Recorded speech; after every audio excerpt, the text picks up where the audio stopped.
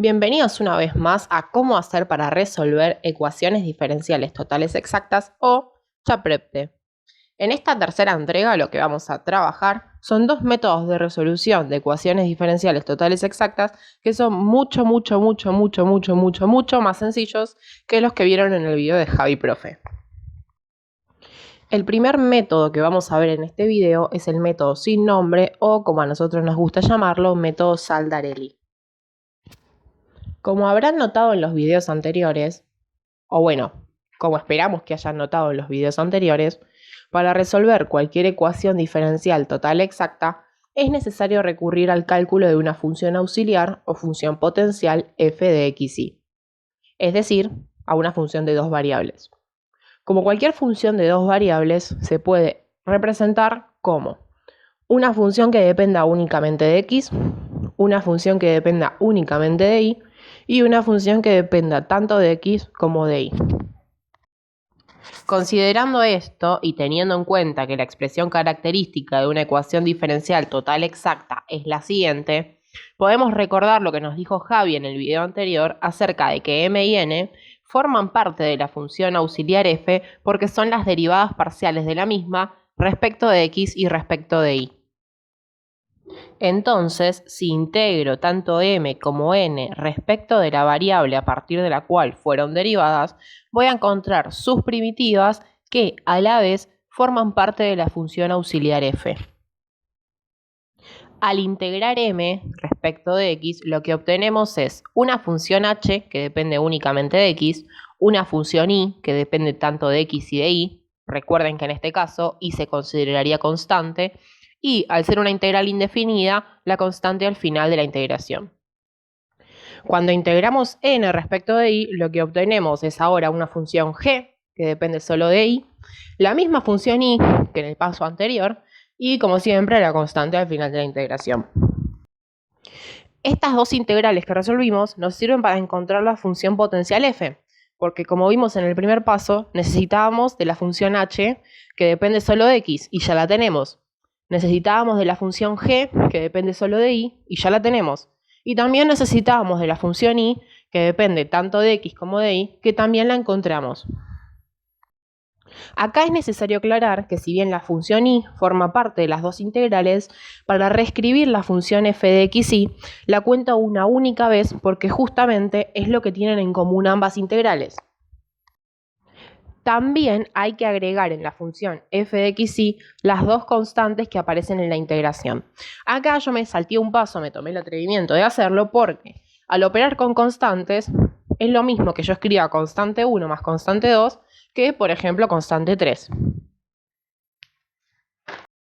Uno pensaría que al encontrar la función auxiliar f ya resolví la ecuación diferencial total exacta, pero están muy equivocados. ¿Por qué? Porque la función f no es la solución de la ecuación. La solución de la ecuación son las curvas de nivel de esa función.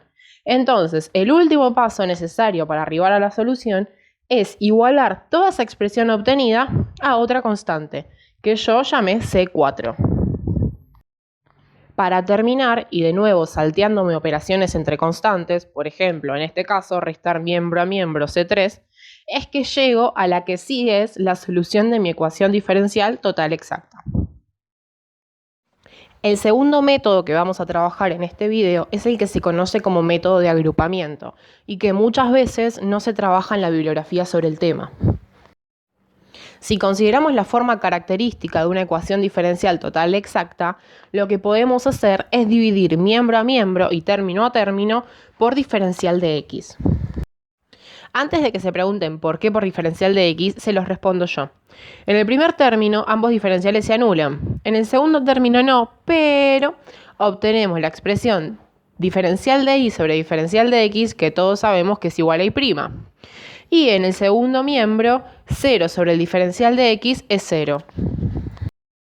Acá tengo que hacer una pausa obligada y explicarles algo acerca de este método. Como les dije antes, es un método que muy pocas veces se trabaja en la bibliografía, entonces se puede decir que se carece de una demostración formal de lo que debo hacer. O, si existe esa demostración formal, es muy engorrosa, lo que no viene al caso porque aparte van a ver que este método no me sirve siempre. Lo que sí vamos a hacer para conocer el paso a paso de este método y la justificación del mismo es aplicarlo a un ejercicio bien sencillo como es este. Recuerden que antes de resolver cualquier ejercicio de ecuaciones diferenciales es necesario antes verificar que sea total exacta. ¿Cómo lo hacíamos? Verificando que las derivadas parciales sean iguales. Acá podemos ver cómo claramente la derivada de m respecto de y la derivada de n respecto de x son iguales. Haciendo uso de lo que vimos recién acerca de dividir toda la expresión por diferencial de x, es que obtenemos la siguiente expresión simplificada en la cual es posible distribuir y', o formalmente la derivada de y, respecto de la función n. Después de realizar las distribuciones, obtenemos en el primer término una función que depende únicamente de x y cuya primitiva resulta ser x². En el tercer término tenemos una función que depende únicamente de y cuya primitiva resulta ser y². Ojo acá porque tenemos que recurrir al concepto de función implícita, porque y no deja de ser una función de x, lo que nos supone que al derivarla tenemos que agregar la derivada de y respecto de x. Para obtener la primitiva que relaciona los dos términos restantes, es necesario volver a recurrir al concepto de función implícita, pero también a la derivada de un producto. De esta forma, resulta notorio que la primitiva que relaciona estos dos términos es menos xy, dado que al derivarla obtengo estos dos términos restantes. En cuanto al segundo miembro, sabemos que la primitiva resulta ser una constante, pues al derivarla obtengo 0. Así, integrando miembro a miembro, es que encontramos la solución de nuestra ecuación diferencial total exacta. Este método, a partir del concepto de función implícita y de las reglas de derivación, se basa en agrupar funciones a partir de la variable de la cual dependan, para luego, con las reglas de derivación presentes, encontrar la primitiva que le dio origen.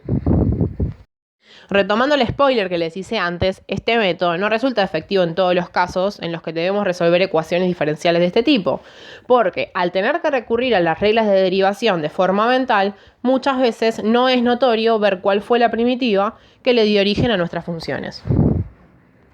En los próximos videos van a poder ver cómo se llevan a la práctica estos 3 métodos de resolución que aprendimos hasta el momento.